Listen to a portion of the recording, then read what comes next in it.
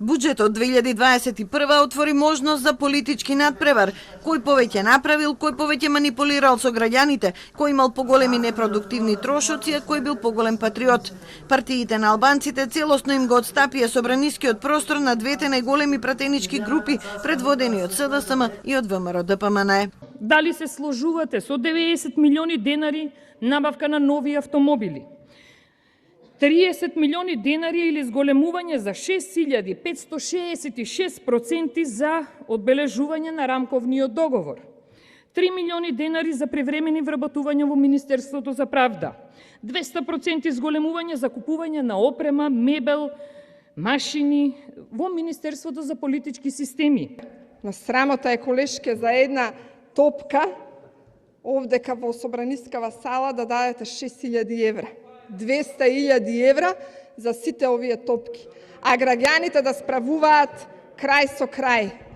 Срамота е, снимете ме, срамота е за вашата Бела палата да издвоите 30 милиони евра. Срамота.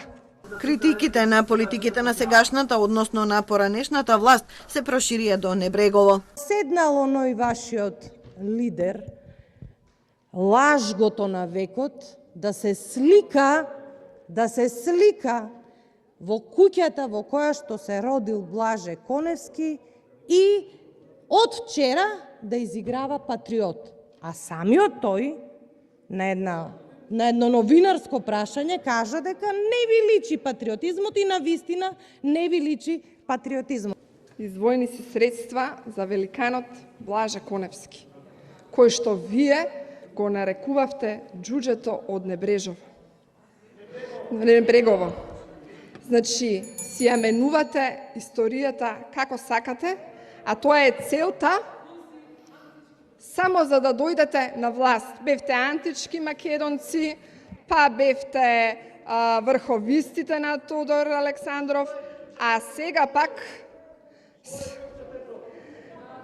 Што е Тодор Александров?